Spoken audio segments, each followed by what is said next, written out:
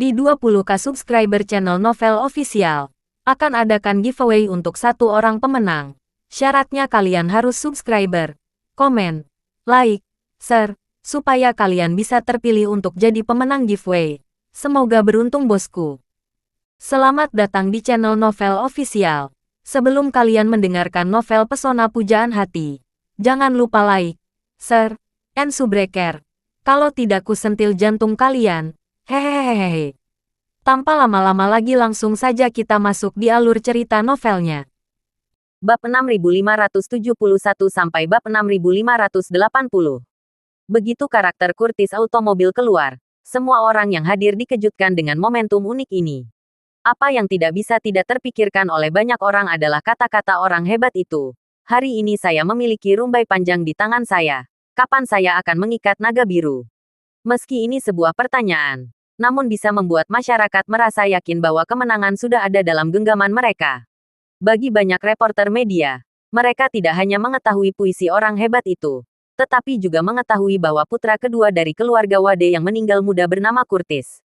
Baru pada saat ramai diberitakan media tiba-tiba menyadari, ternyata merek mobil yang dimiliki bersama oleh keluarga Akar dan keluarga Wade itu sebenarnya untuk mengenang Curtis yang telah meninggal dunia bertahun-tahun yang lalu. Pada saat ini, Kaiden di atas panggung berhenti sejenak dan berkata dengan penuh emosi, Curtis Automobil, diberi nama menurut mendiang saudara ipar saya, Curtis Wade.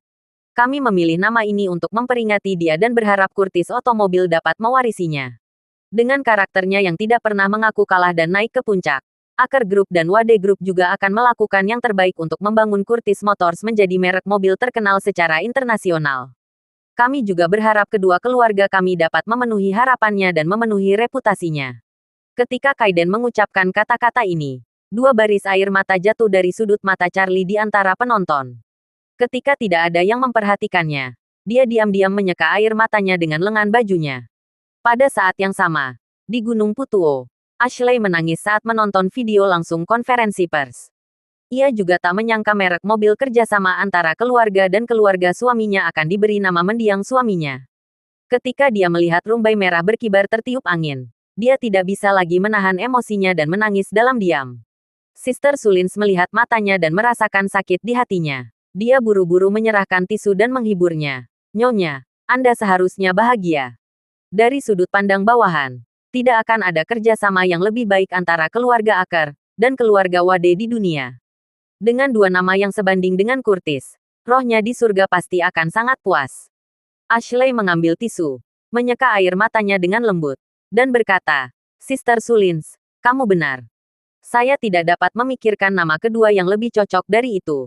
Curtis Automobil, saya mulai mencari maju ke suatu hari nanti.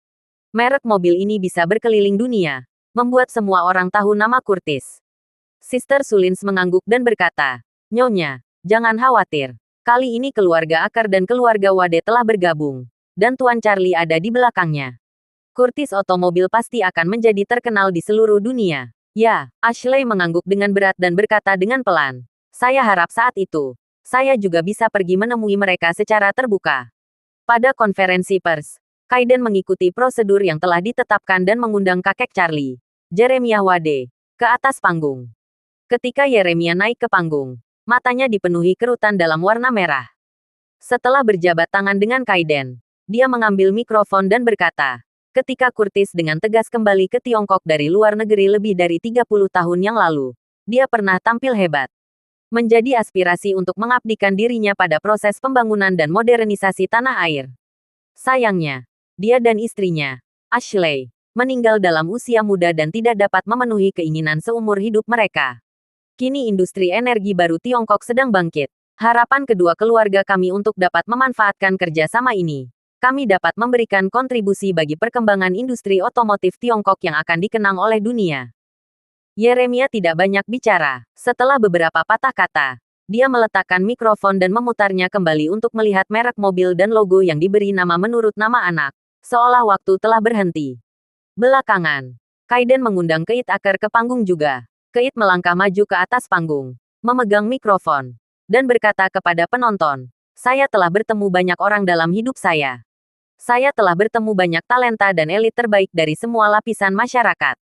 Tetapi saya belum pernah melihat orang yang memiliki rumbai yang panjang. Kali ini pendirian Curtis Automobile bekerja sama dengan Wade Group juga merupakan pertarungan terakhir dalam karir bisnis dua orang berusia 8 tahun ini. Atas nama Curtis, kami berdua bersedia memposting semua pemandangan dalam hidup kami dalam hal ini. Kami juga meminta semua teman yang memperhatikan Curtis Automobile untuk percaya bahwa kami berdua pasti akan melakukan yang terbaik. Pidato singkat dan tulus dari kedua lelaki tua tersebut menggerakkan banyak penonton di depan layar. Juga membuat penonton menantikan perkembangan masa depan Curtis Motors. Segera setelah itu, Kaiden secara pribadi menyilakan kedua orang tua itu turun dari panggung. Ketika mereka kembali, dia berkata kepada penonton dengan penuh percaya diri, "Selanjutnya, saya akan memperkenalkan Curtis kepada teman-teman media dan teman-teman penonton. Pertama, investasi awal kami 40 miliar dolar AS, yang baru saja saya katakan, merupakan investasi tunggal terbesar di bidang manufaktur mobil. Kedua, tujuan kami adalah membangun pabrik super di Aurus Hill dengan produksi tahunan setidaknya 350.000 kendaraan energi baru dalam 1 tahun, dan meningkatkan produksi tahunan menjadi 700.000 kendaraan dalam 2 tahun dengan dimulainya proyek tahap kedua.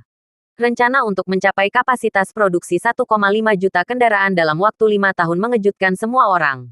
Saat ini, hanya ada sedikit perusahaan kendaraan energi baru dengan produksi tahunan lebih dari 1,5 juta kendaraan. Perusahaan yang dapat mencapai volume ini pada dasarnya telah mengumpulkan pengalaman lebih dari 10 tahun dan telah memimpin. Hampir sulit dipercaya bagi sebuah merek baru untuk mencapai kapasitas produksi 1,5 juta kendaraan dalam waktu 5 tahun. Namun yang tidak mereka ketahui adalah bahwa ini sebenarnya hanyalah tujuan dari pabrik super Curtis Automobile di Aurus Hill. Dan hanya untuk mencakup pasar domestik. Setelah Curtis Automobile meluncurkan film pertamanya, Charlie dan keluarga akan segera berinvestasi di pabrik super baru di wilayah pesisir timur, yang dirancang khusus untuk mencakup pasar luar negeri. Pada saat itu, target produksi tahunan akan mencapai 3 juta kendaraan. Faktanya, ketika kebanyakan orang mendengar rencana untuk memproduksi 1,5 juta kendaraan per tahun, mereka beranggapan bahwa Kaiden sedikit terlalu percaya diri. Industri otomotif bukanlah tentang konsumsi barang yang bergerak cepat seperti bir dan minuman. Membeli mobil tidak akan tergantikan setidaknya selama 3 tahun. Setiap orang harus mempertimbangkan dan mengambil keputusan dengan cermat sebelum membeli mobil. Dasar kapasitas produksi telah ditetapkan begitu tinggi. Begitu kendaraan tidak memenuhi permintaan pasar dan penjualan menurun, kerugian harian akan bersifat astronomis. Pada awalnya, skala investasi Hengtai Otomobil juga sangat besar. Pendirinya juga memiliki ambisi besar untuk menjadi pemula dan pemimpin dalam kendaraan energi baru. Namun, Charlie tidak ragu dalam hatinya tentang tujuan ini. Tidak ada keraguan tentang kekuatan modal di balik Curtis Automobile. Yolden, orang berbakat dengan penelitian mendalam tentang kendaraan energi baru, menjabat sebagai CEO. Lebih penting lagi, setelah model AI online, itu akan menjadi hal yang kuat pengaruhnya pada perangkat lunak kendaraan Curtis Automobile. Dengan bantuan yang besar, keluarga Acker dan Charlie memiliki sumber keuangan yang kuat. Setelah model tersebut diluncurkan, tidak akan ada masalah untuk menghasilkan 1 sen atau bahkan menjualnya dengan kerugian untuk meluncurkannya secepat mungkin. Terlebih lagi, Charlie masih memiliki banyak musuh besar di luar negeri, seperti Steve Rothschild. Jika kendaraan yang diproduksi oleh Curtis Automobile benar-benar tidak bisa terjual, dia akan membaginya satu per satu, yang juga akan meningkatkan volume ekspornya di dalam negeri. Merek ini tidak akan pernah terpuruk. Saat ini, Kaiden melanjutkan. Sekali lagi, kami akan meluncurkan setidaknya 5 model energi baru yang dikembangkan secara independen dalam 5 tahun ke depan.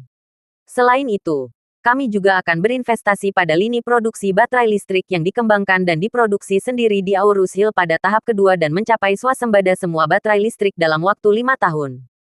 Kalimat ini sekali lagi membuat seluruh penonton meledak. Baru saja Kaiden mengatakan bahwa dalam 5 tahun kita akan mencapai produksi tahunan sebesar 1,5 juta kendaraan.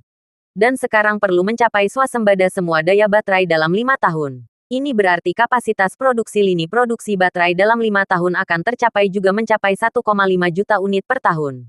Ia menggunakan 1,5 juta daya baterai. Sungguh mengesankan. Kaiden menambahkan, berdasarkan rencana 5 tahun yang baru saja saya sebutkan. Dalam 5 tahun ke depan, kami berencana menyediakan setidaknya 50.000 pekerjaan untuk Aurus Hill. Selain itu, saya ingin mengumumkan investasi pendukung kami. Kami akan menambahkan tambahan 2 miliar dolar AS untuk melaksanakan kerja sama mendalam dengan universitas-universitas besar dan sekolah kejuruan di Aurus Hill bersama. Tidak terbatas pada investasi, donasi, pelatihan, beasiswa, dan pembangunan eksperimen. Dalam 5 tahun ke depan, kami berencana untuk menyediakan setidaknya 50% posisi kepada mahasiswa dari universitas mitra. Investasi di bidang pendidikan saja berjumlah 2 miliar dolar AS. Sangat mengejutkan para media wartawan di tempat kejadian dan tidak bisa berkata-kata.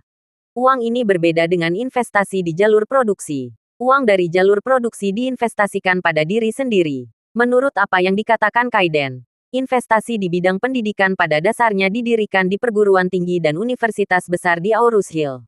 Apalagi jika melihat ke seluruh negeri, hampir tidak pernah melihatnya. Kaiden juga membuat pernyataan yang mengejutkan. Curtis Automobile menetap di Aurus Hill.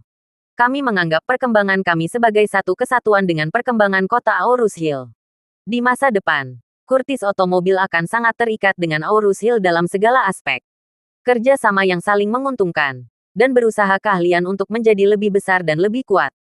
Saya juga berharap Curtis Automobile dapat keluar dari Tiongkok dan dunia melalui kota Aurus Hill di masa depan. Khotbah Kaiden membuat dunia sadar akan ambisi Curtis Automobile. Dan kedua keluarga memutuskan untuk mengikat merek mobil tersebut dengan nama Curtis. Mereka juga menggunakan tindakan praktis untuk menunjukkan kepada semua orang bahwa dalam pertempuran ini, Akar dan Wade bukan hanya kejayaan dan kejayaan seumur hidup yang dipertaruhkan, tapi juga milik Curtis. Kemudian, Yolden dan Matilda naik panggung satu demi satu, sebagai CEO dan CLO Curtis Automobile, yaitu Chief Legal Officer. Mereka masing-masing menguraikan pandangan dan tekad mereka terhadap pengembangan Curtis Automobile di masa depan dari sudut pandang profesional mereka masing-masing. Kemunculan Matilda membuat semua orang sadar akan tekad Curtis Automobile. Karena tidak ada perusahaan mobil yang fokus mempekerjakan mantan pengacara papan atas untuk menjadi Chief Legal Officer di awal bisnisnya. Banyak perusahaan bahkan tidak menganggap serius masalah hukum. Mereka selalu merasa bahwa posisi hukum tidak diperlukan ketika tidak ada yang tidak beres. Sehingga banyak perusahaan baru menyadari pentingnya masalah hukum setelah terus-menerus mengeluarkan banyak uang dan kerugian. Industri otomotif, seperti halnya industri internet, adalah sektor yang paling terkena dampak terhadap perlindungan hukum komersial. Tanpa dukungan tim hukum yang kuat, pasti akan ada kendala seperti model mobil yang dapat memicu timbulnya merek dagang dan paten. Hari ini Anda mengembangkan mobil di China dengan nomor model 123. Besok Anda berencana menjual mobil ini ke Amerika Serikat. Sebuah perusahaan mobil lokal Amerika mungkin memberitahu Anda dengan banyak dokumen bahwa mereka berhak memberi nama mobil 123. Dan Anda harus mengganti namanya. Oleh karena itu, segera setelah Curtis Automobile bergabung, kepala bagian hukum ditempatkan di urutan kedua setelah CEO.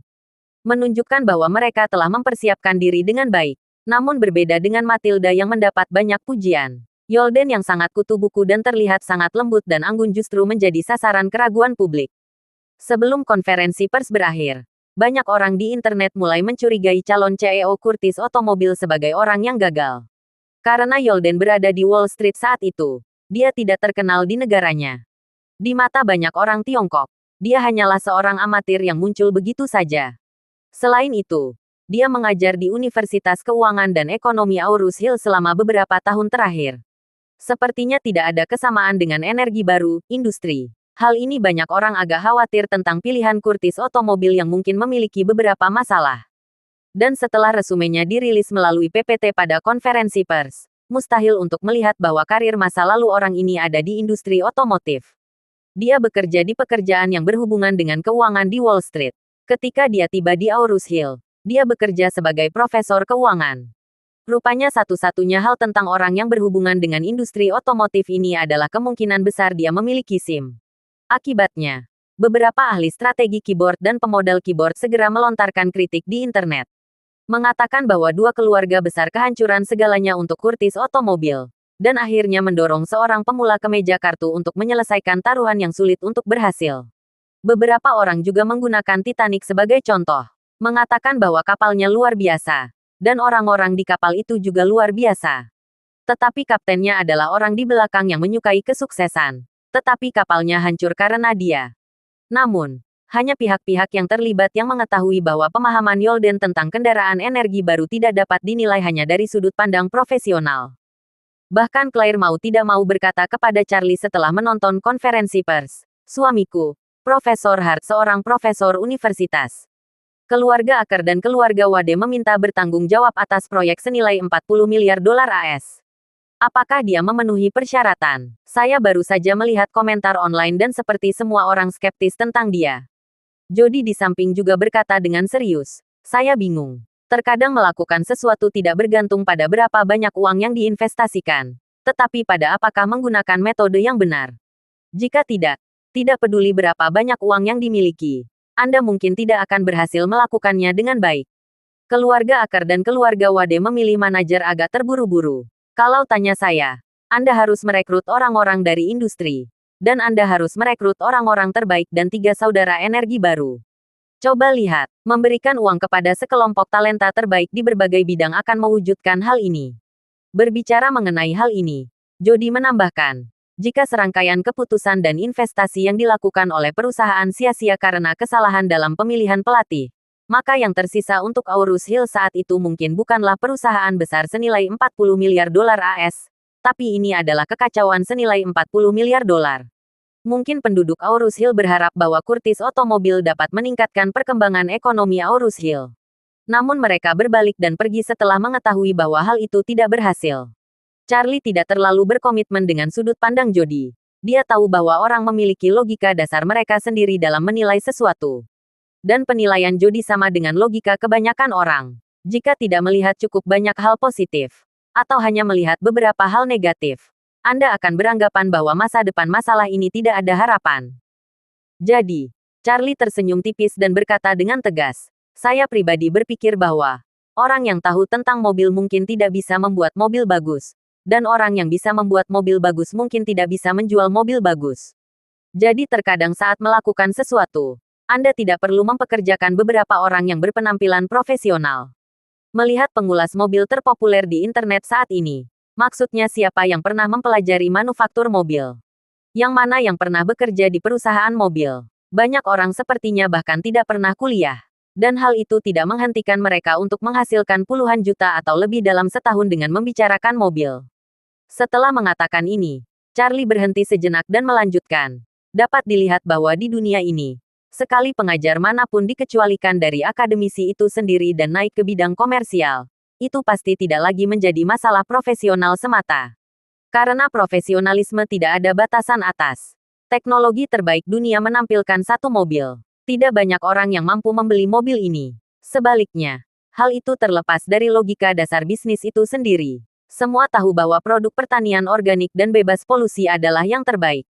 Namun jika seluruh dunia hanya menanam produk pertanian organik dan bebas polusi, lebih dari separuh penduduk dunia akan mati kelaparan.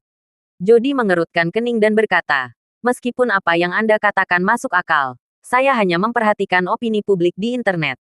Rupanya semua orang meremehkan Profesor Hart sebagai calon CEO.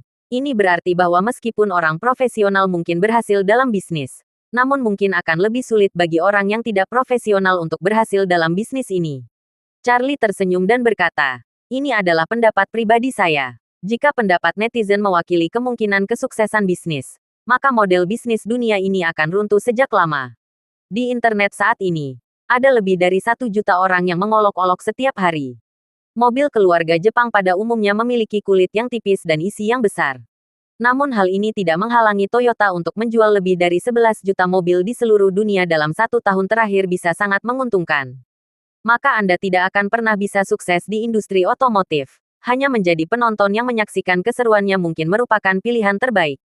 Oleh karena itu, Charlie melanjutkan, masih banyak pembual yang tidak cerdas. Mereka selalu berpikir bahwa Ferrari adalah pencetus kendaraan energi baru, dan mereka berharap dia akan kembali menjadi raja. Namun, gelar pencetus ini telah berlangsung selama 10 tahun. Saat ini, 10 tahun kemudian, tampaknya jumlah total mobil yang dikirim hanya 12. Dan konon semuanya telah ditarik kembali karena masalah tertentu. Berbicara tentang ini, Charlie memikirkan hotspot di internet beberapa waktu lalu dan berkata sambil tersenyum. Ngomong-ngomong, bos Remy Otomobil tidak mengumumkan harganya ketika dia merilis mobilnya. Dan banyak teman yang menurunkan harganya selama periode itu.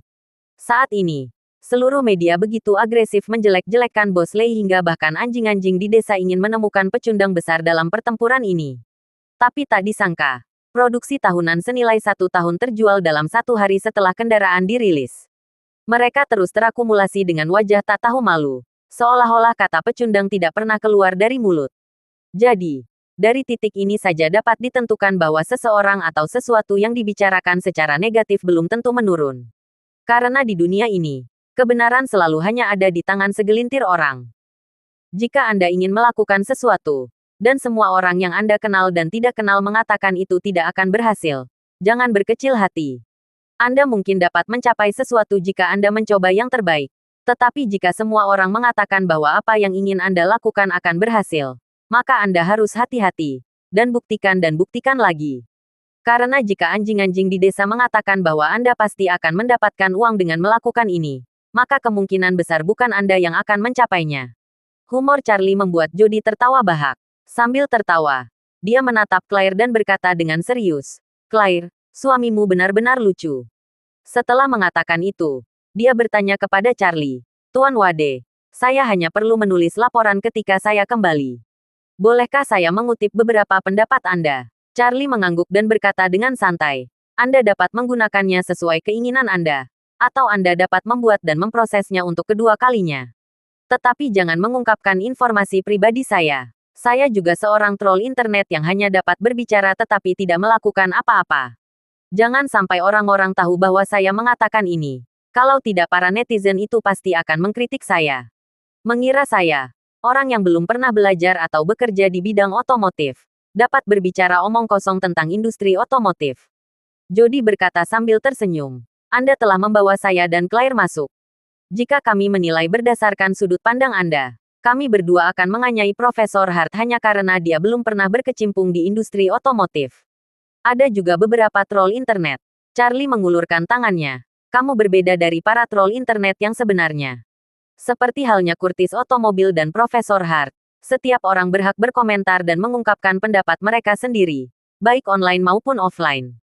Apakah itu menjelek-jelekkan? Suka atau tidak suka? Selama Anda menjelaskan pendapat Anda sendiri, tidak ada masalah." Namun troll internet tidak hanya menjelaskan pendapat mereka sendiri, tetapi juga menyerang semua orang yang tidak setuju dengan pendapat mereka. Setelah mengatakan itu, Charlie menambahkan, "Tapi ini sebenarnya tidak penting. Bagi Curtis Otomobil, memiliki banyak keraguan adalah hal yang baik. Di satu sisi, dapat memacu waktu untuk bekerja lebih keras. Dan di sisi lain, dapat mengandalkan keraguan untuk mempertahankan popularitas yang cukup. Dengan cara ini, jika semua orang memuji, Anda bisa menjadi populer selama 3 hari. Jika semua orang mengkritik, Anda bisa menjadi populer selama 3 tahun. Orang-orang memarahimu, dan kedua belah pihak harus bertarung satu sama lain dari waktu ke waktu. Lalu kamu bisa menjadi populer seumur hidup." Meskipun dunia luar mencerminkan Yolden, Yolden sendiri tidak pernah terpengaruh oleh opini luar. Begitu konferensi pers berakhir, dia memfokuskan seluruh energinya pada pengembangan Curtis Otomobil. Dia membawa istri barunya ke dasar produksi Gaoheng Otomobil tanpa henti untuk mengintegrasikan tim, personel, dan perangkat keras di sana. Pada saat yang sama, dia membentuk tim sumber daya manusia dan mulai merekrut talenta terkait otomotif dari seluruh dunia. Rencananya, tim Gaoheng Otomobil saat ini akan segera menghentikan seluruh karya asli Gaoheng dan mencurahkan seluruh tenaganya untuk penelitian dan pengembangan mobil baru. Berbarengan dengan itu, darah segar akan terus membeku untuk memperluas tim dan meningkatkan level secara keseluruhan. Dia meminta waktu untuk membuat model pertama Curtis Otomobil versi 1.0 dalam waktu 3 bulan. Karena pabrik Super Aurus Hill akan memakan waktu hampir 1 tahun untuk dibangun dan diimplementasikan. Yolden memutuskan bahwa setelah rencana untuk model pertama selesai, setelah konfirmasi, pertama-tama akan menggunakan jalur produksi Gaoheng Otomobil untuk memproduksi sejumlah prototipe mobil untuk pengujian. Setelah kendaraan prototipe menjalani pengujian jalan raya serta penyetelan dan peningkatan lebih lanjut, kendaraan tersebut dapat diserahkan ke pabrik Super Aurus Hill untuk produksi batch kecil.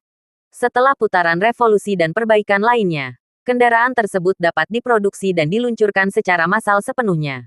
Yolden berasumsi bahwa setelah penyetelan pertama prototipe selesai, berita tersebut pada dasarnya dapat diumumkan ke dunia luar. Pada saat itu, Konferensi peluncuran mobil baru akan diadakan untuk merilis model produksi massal pertama Curtiss Automobil ke dunia. Remy membutuhkan waktu hampir 3 tahun sejak peluncuran proyek mobil hingga peluncuran model pertama. Namun Remy benar-benar memulai dari awal. Berbeda dengan tahap Curtiss Automobil yang sudah memiliki fondasi Gaoheng Automobil. Hal ini menghilangkan kebutuhan persiapan awal dan banyak waktu untuk mencari pengecoran kooperasi. Ketika Yolden mulai bekerja mati-matian, ayah dan anak Hawkwids yang sempat dipenjara di peternakan anjing Albert dan terapung di laut selama setengah bulan, akhirnya sampai di tujuan perjalanan mereka, yaitu perairan Timur Tengah.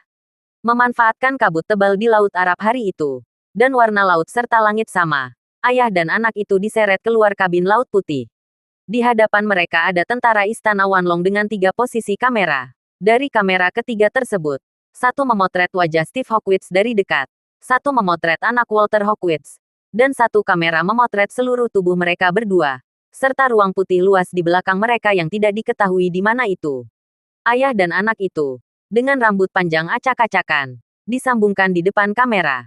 Salah satu tentara Istana Wanlong berkata, "Ayo kalian berdua, video yang kami rekam sekarang akan diedit untuk ditonton keluargamu.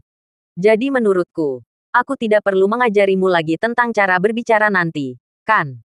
Ayah dan anak itu menenangkan kepala secara bersamaan dan berkata, "Tidak perlu, tidak perlu."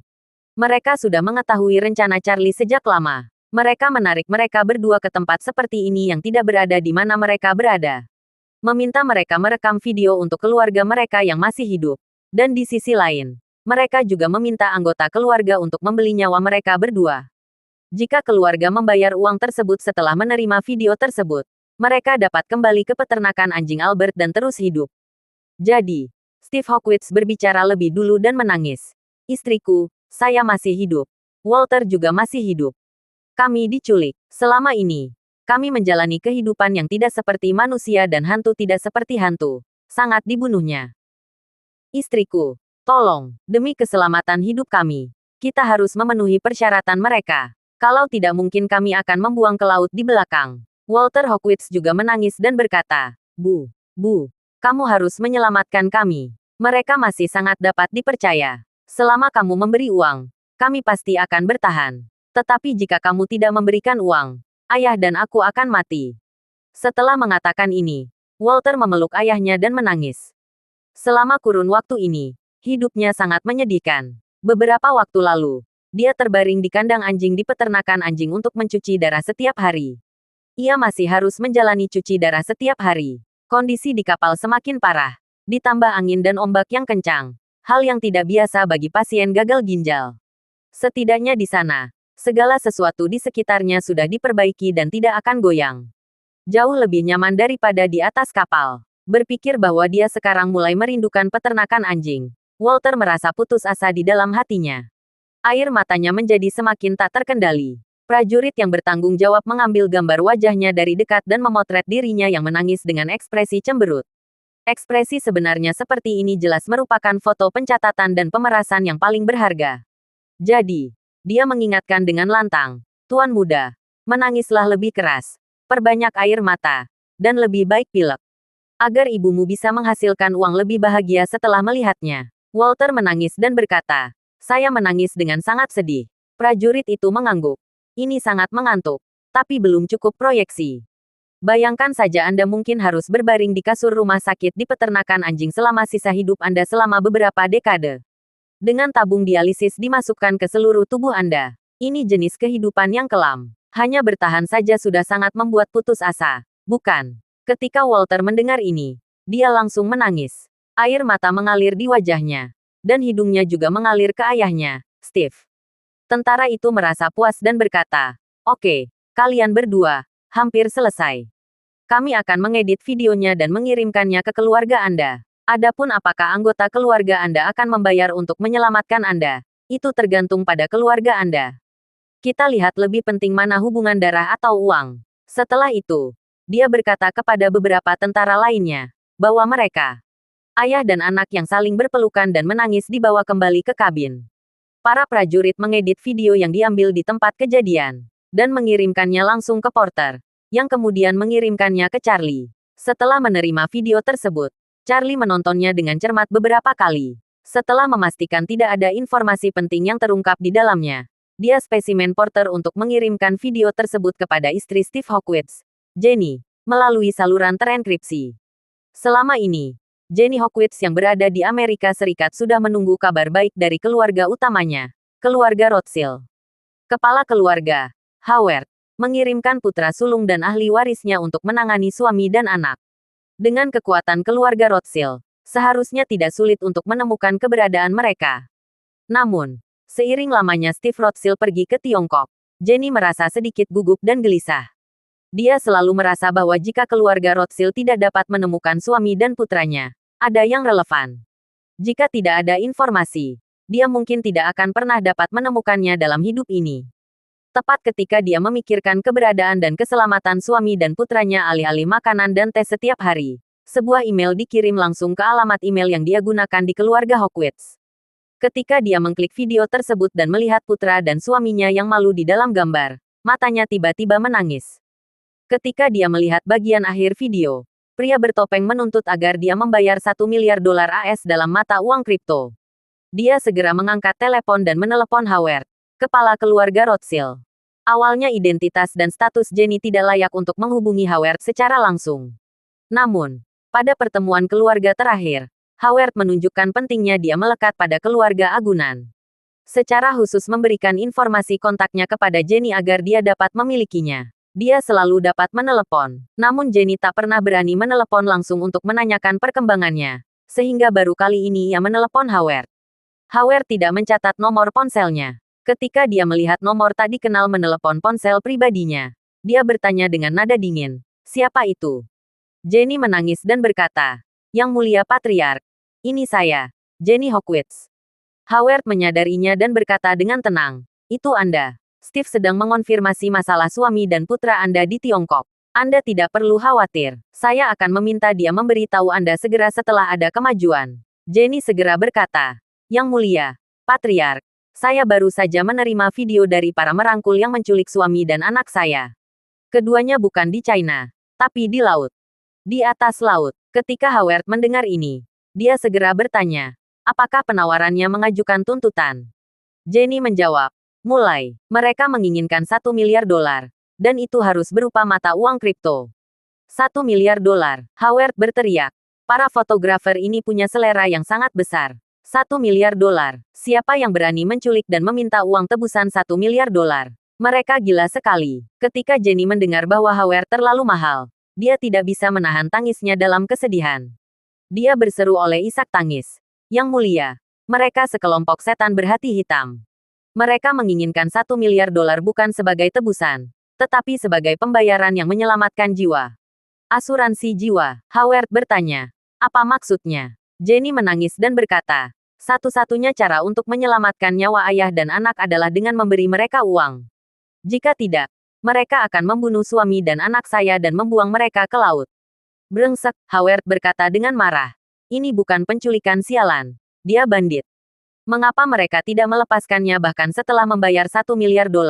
"Ya," Jenny tercekat. "Mereka hanya memberi saya waktu 48 jam untuk mengingatkan. Jika saya tidak memberi kriptokurensi virtual mereka dalam waktu 48 jam, mereka akan langsung membunuh suami dan anak saya." Howard memikirkan beberapa saat dan bertanya padanya, "Bagaimana cara melindunginya sekarang? Apakah kamu boleh memberikannya atau tidak?" Jenny menangis dan bertanya, "Yang Mulia Patriark, saya ingin bertanya kepada Anda. Apakah ada cara untuk menemukan lokasi mereka, dan kemudian meminta Korps Marinir untuk menyelamatkan mereka? Saya ingat Anda pernah melakukan ini sebelumnya. Beberapa tahun yang lalu, seorang keturunan muda dari anggota inti keluarga Rothschild diculik oleh militan pemberontak lokal saat berlibur di Amerika Selatan. Howard menggunakan Korps Marinir untuk menyelamatkan. Karena banyaknya kesamaan pada saat itu, militer AS mencap pihak lain sebagai organisasi teroris. Dan kemudian atas nama kontra-terorisme mengirimkan ribuan marinir untuk membunuh pihak lain. Rakyat Amerika semua mengira itu adalah operasi kontra-terorisme ala pisau bedah yang sempurna. Namun kenyataannya itu hanya untuk menyelamatkan seorang playboy Rothschild. Namun, rakyat Amerika tidak mengetahui keseluruhan cerita. Sedangkan anggota keluarga Rothschild mengetahui segalanya. Ketika Howard mendengar bahwa Jenny ingin dia memobilisasi Korps Marinir, dia mendecakkan permintaan dan bertanya, Apakah menurut Anda Korps Marinir dapat menemukan mereka dalam waktu 48 jam berdasarkan informasi yang diungkapkan oleh pihak lain? Bahkan jika terjadi, mereka masih harus membuat rencana penyelamatan. Apakah menurut Anda dapat menyelamatkan mereka dalam waktu 48 jam? Jenny berkata dengan panik. Saya tidak tahu banyak tentang ini. Video yang mereka kirimkan kepada saya tidak menunjukkan informasi penting apapun, sepertinya hanya lautan putih yang luas. Itu saja, Howard berkata. Sulit menemukan formasi kapal di lautan luas. Apalagi 2 orang. Setelah itu, Howard berkata lagi, Jenny, saya sarankan Anda menganalisis situasi ini secara rasional. $1 miliar AS bukanlah jumlah yang kecil, terutama untuk keluarga Hawkins Anda. Jika $1 miliar AS ini dibelanjakan, tidak ada salahnya jika bisa mendapatkan keluargamu kembali. Tapi intinya adalah, Anda tidak bisa melihat siapapun setelah memberikan $1 miliar. Itu keterlaluan. Jenny terkejut dan bertanya dengan cepat. Yang mulia Patriark, Anda bermaksud meminta saya menyerah. Howard dengan cepat menyangkalnya 3 kali. Saya tidak bermaksud begitu. Jangan bicara kosong. Jangan salah paham. Saya ingin Anda memproduksi dengan hati-hati dan memutuskan bagaimana menangani masalah ini. Karena pihak lain hanya memberi Anda waktu 48 jam. Dan tidak mengungkapkan informasi penting apapun. Saya tidak dapat membantu Anda menemukan orang tersebut dalam waktu 48 jam. Apalagi orang tersebut berada di laut dan sedang bergerak. Mereka ada di sini. Dan mereka akan berada ribuan mil laut jauhnya dalam 48 jam. Bahkan jika tahu di mana video mereka diambil, radius wilayah laut yang akan dicari dalam 48 jam setidaknya 1000 mil laut. Pandai matematika, berapa kilometer persegi radius 1000 mil laut? Jenny berkata, luas sebuah lingkaran sama dengan pi dikalikan kuadrat jari-jarinya. Kamu bilang kamu bisa berkendara sejauh 1000 mil laut dalam 48 jam. Itu berarti 3,14 juta mil laut persegi. Itu saja, Howard menghela nafas. Dalam hal ini, meskipun Angkatan Laut AS dikirim, kita mungkin tidak dapat menemukan seseorang dalam waktu 48 jam. Jadi saya sarankan Anda mempertimbangkan apakah akan memberikan uang atau tidak. Jenny berkata dengan canggung. Yang mulia, Patriark, jika $1 miliar AS dapat mengembalikannya, saya bersedia membayar uang tersebut, tetapi situasi saat ini, tidak ada yang dapat kembali bahkan jika $1 miliar AS habis. Saya belum tahu siapa kelompok orang ini. Saya tidak tahu apakah mereka akan terus meminta uang atau tidak. Jadi menurut saya miliaran dolar AS ini tidak terlalu hemat biaya, dan mungkin merupakan buang-buang uang. Howard berkata terus terang. Jenny, kita semua satu keluarga. Tidak perlu berbicara begitu bijaksana. Kamu tidak ingin mengeluarkan miliaran dolar ini sekarang, bukan? Ya, sebelum Jenny menikah dengan keluarga Hawkins, dia adalah anggota keluarga Rothschild. Dia juga bernama Rothschild. Dia juga memiliki hubungan darah dengan Howard. Jadi dia menghela napas dan berbicara dengan lugas tidak mau memberikannya. Jika uang ini habis, keluarga Hawkins akan sangat lemah. Dan mereka mungkin tidak akan memiliki kesempatan untuk berdiri lagi di masa depan. Demi keluarga ini, saya tidak mau ingin memberikannya. Howard berkata, keputusan Anda rasional. Jika itu saya mungkin akan membuat pilihan yang sama. Pada titik ini, Howard mengubah topik pembicaraan dan berkata, tetapi Anda harus berpikir jernih. Jika orang-orang ini dapat mengirimi Anda video tersebut, mereka dapat membuat video tersebut menjadi publik. Jika Anda tidak memberi mereka uang, mereka pasti akan mempublikasikannya. Video tersebut dipublikasikan, dan bahkan secara terbuka mengkritik Anda karena tidak mau membayar untuk menyelamatkan suami dan anak Anda. Pada saat itu, tekanan dari opini publik Anda akan menjadi sangat besar. Bahkan keluarga Rothschild pun akan mempengaruhi. Setelah itu semuanya, Anda menjadi bahan diskusi semua orang. Jika Anda adalah targetnya, mereka akan mempublikasikan semua informasi Anda. Dan orang-orang juga akan menanyakan tentang Anda. Mereka akan mengetahui nama keluarga Anda sebelumnya, yang bukan merupakan hal yang baik untuk reputasi keluarga Rothschild.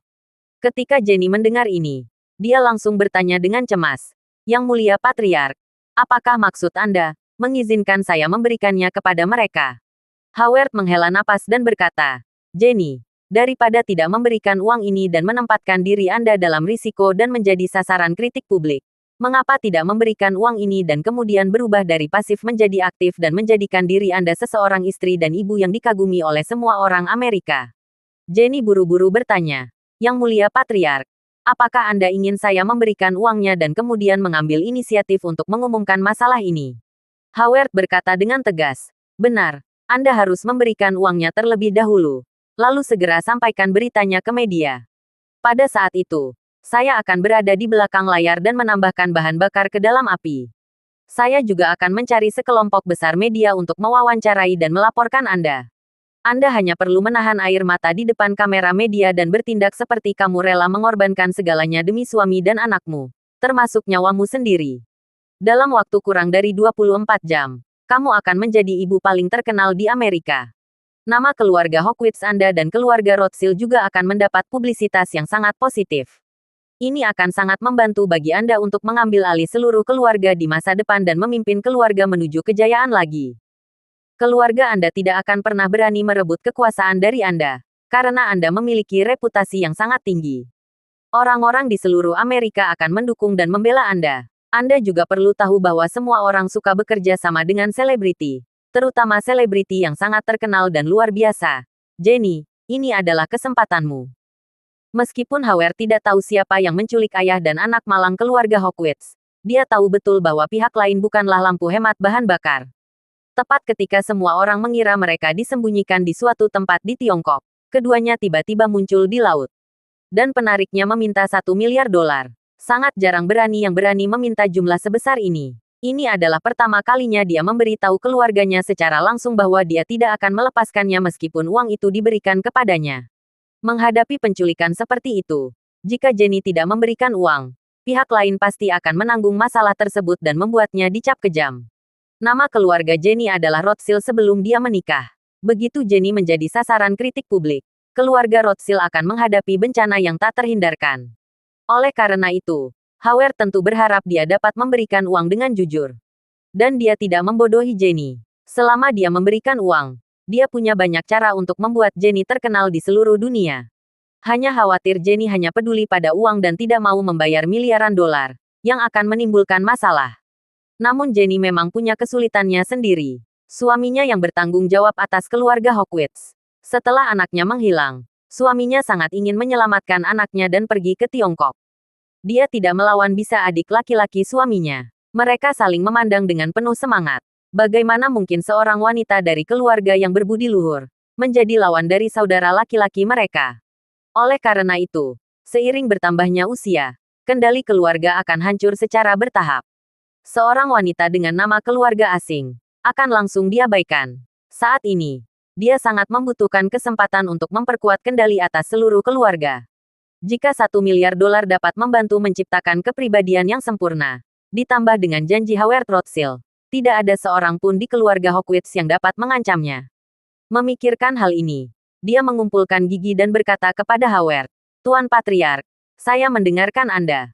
Beri mereka uang." Bagus sekali. Howard menghela napas lega dan berjanji, "Jenny, jangan khawatir. Uang ini pasti sepadan. Pertama-tama Anda membalas pihak lain dan memberitahu mereka bahwa Anda akan mengirimkan $1 miliar AS dalam mata uang kripto sesegera mungkin. Saya akan mengatur waktu reporter pergi dan mulai melacak dan memfilmkan Anda 24 jam sehari mulai saat ini. Ini akan menjadi bahan spekulasi." Jenny tidak mengira Howard akan begitu tertarik. Dan sepertinya dia langsung mendapat kepastian.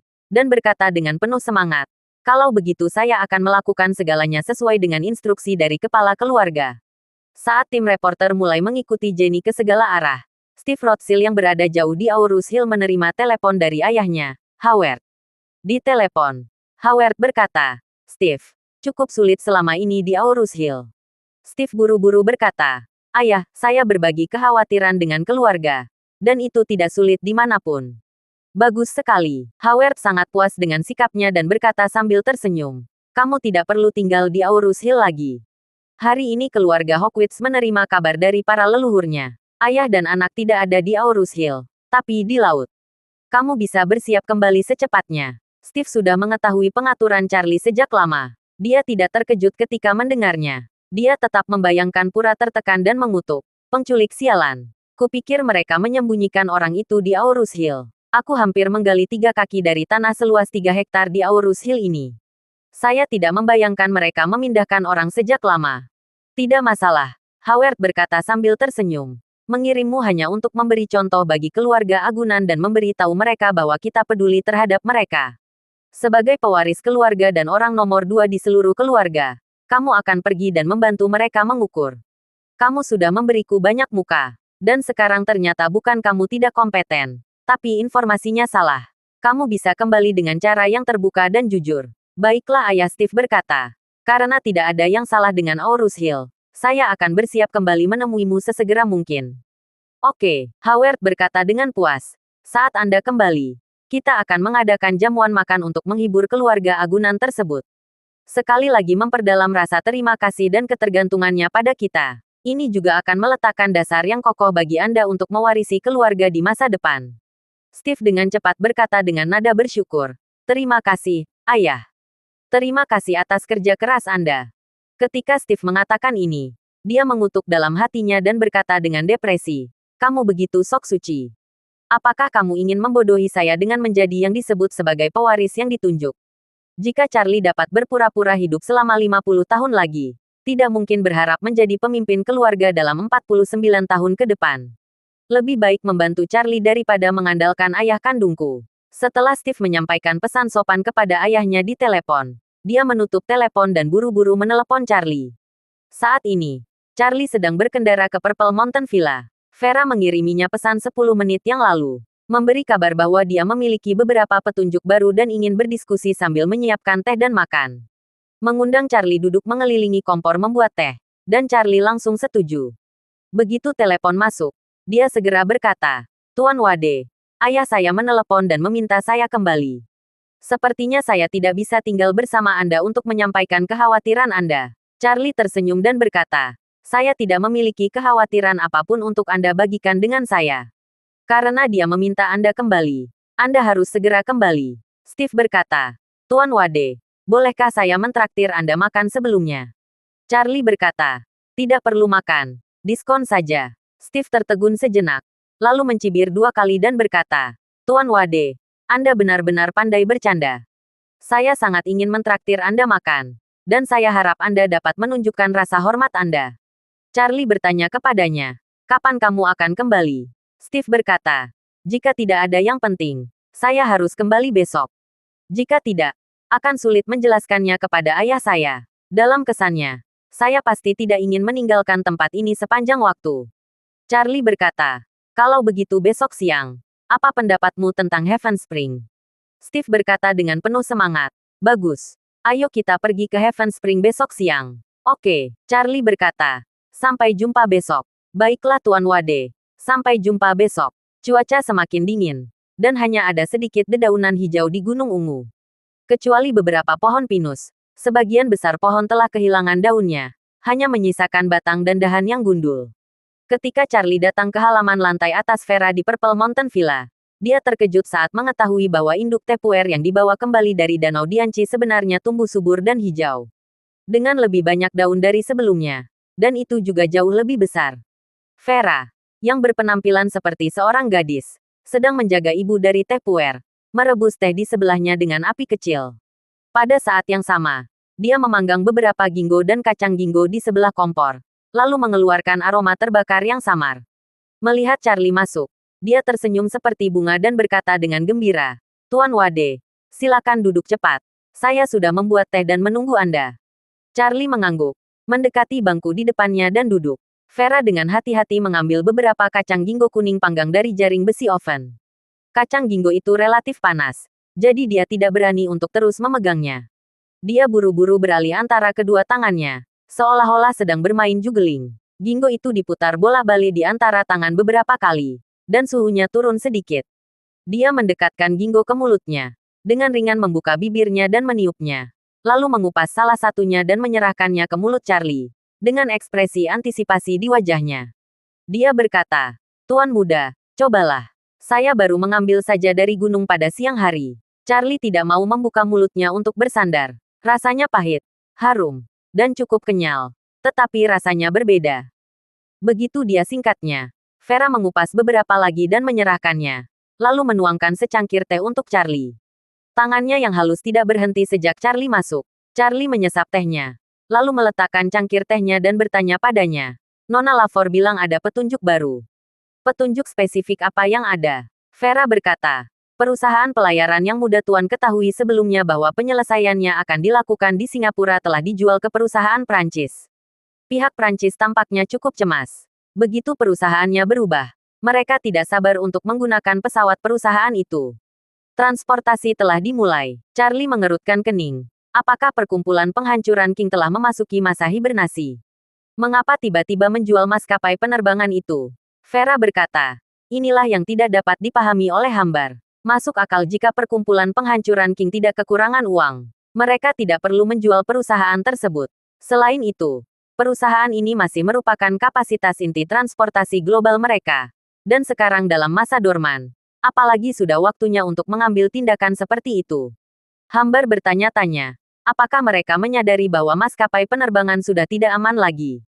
Terima kasih sudah mendengarkan cerita novel Pesona Pujaan Hati. Sampai jumpa di novel selanjutnya.